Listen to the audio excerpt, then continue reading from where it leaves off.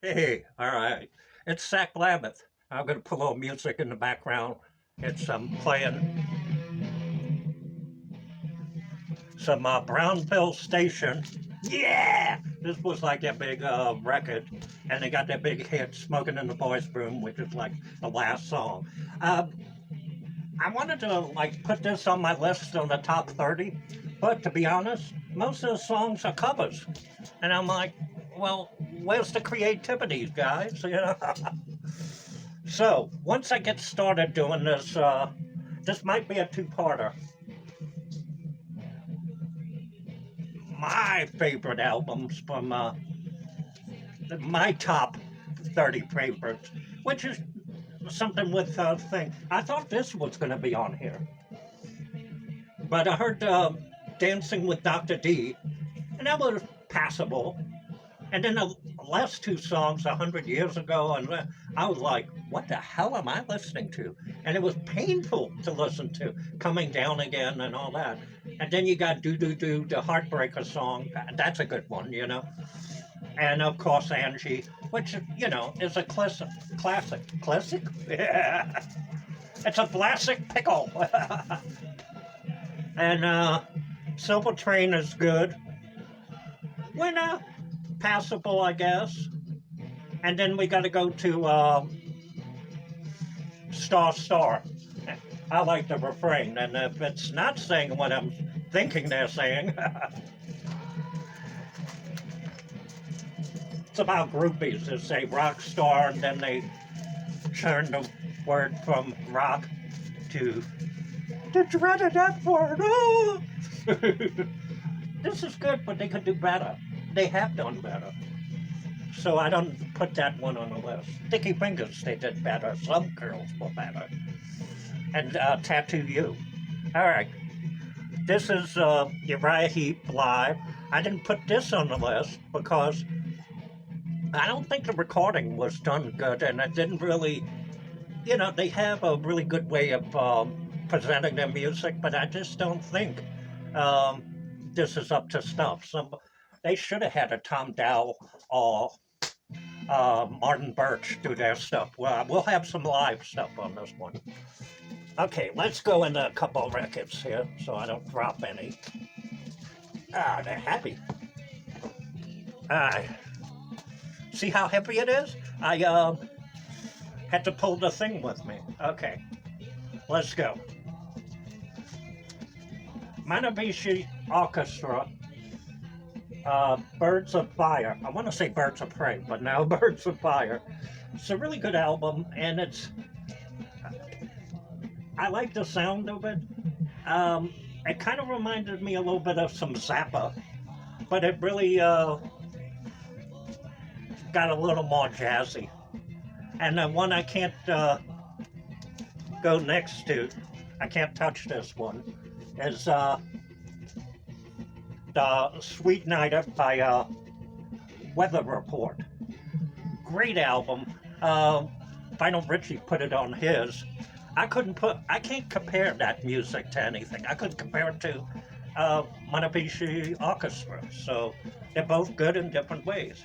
So let's get this list started here. All right. Ripple Wine.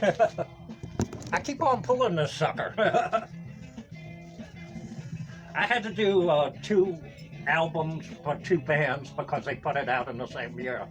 This is Black Oak, Arkansas at number 30 with High on the Hog. And the reason I took this out is to show you, look at this. There's a pig here, and he's pretty close to Jim Dandy Magrum, who, is that a cucumber in his pants? I don't know what it is, but yeah. That pig's excited. It's like, ooh! No, no, no, no, no. So, no, that can't be right, huh?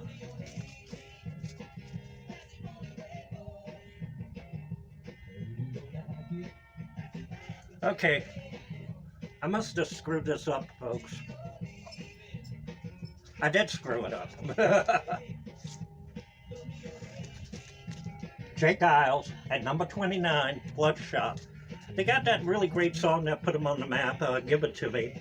But the album is pretty good. I like the second side a little more livelier than the first side. When they do covers, it's not bad, but it's pretty good. Actually, these guys are doing some pretty good covers too. I maybe should have put them on the list.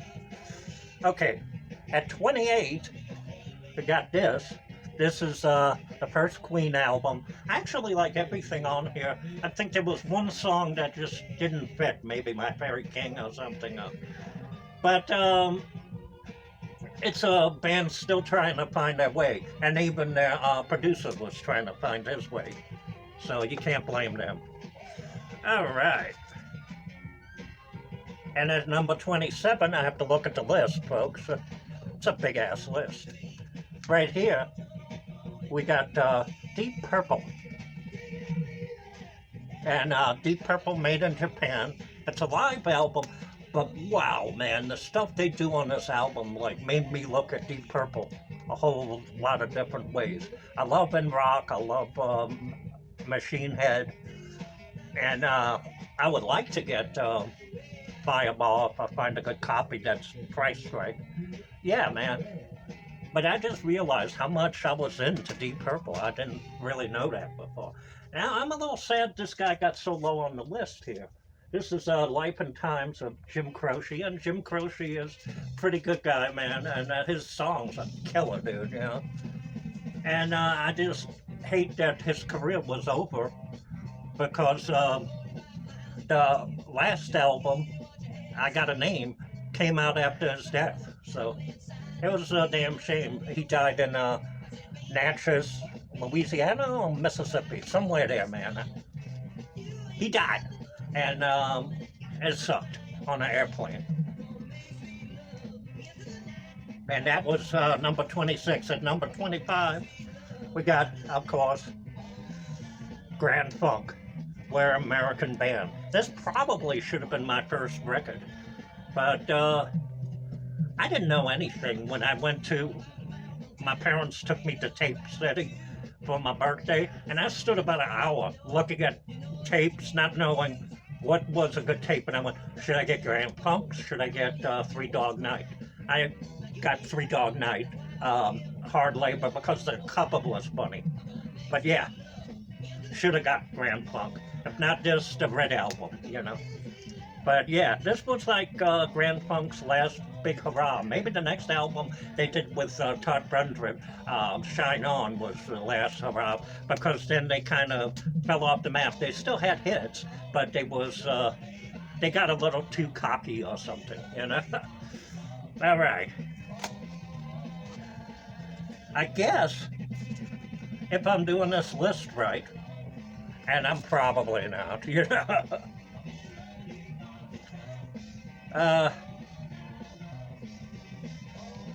I guess this is number 22.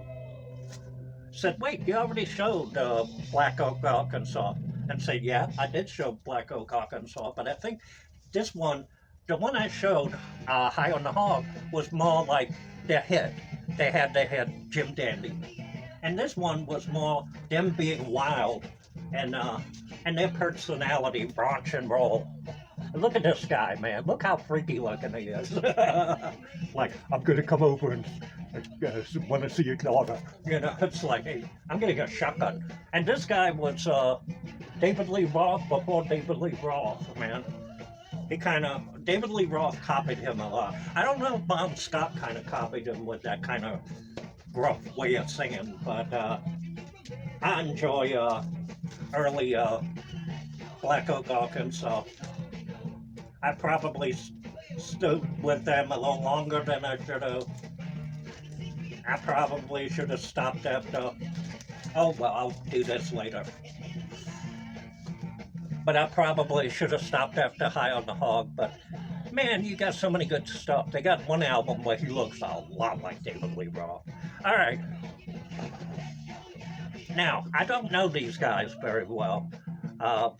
There's Little Feat, Dixie Chicken. I love the sound because it got that New Orleans sound, and it has that nice little funky sound. I mean, even Jake Isles had that a little bit, and some of my things you will see different stuff like that.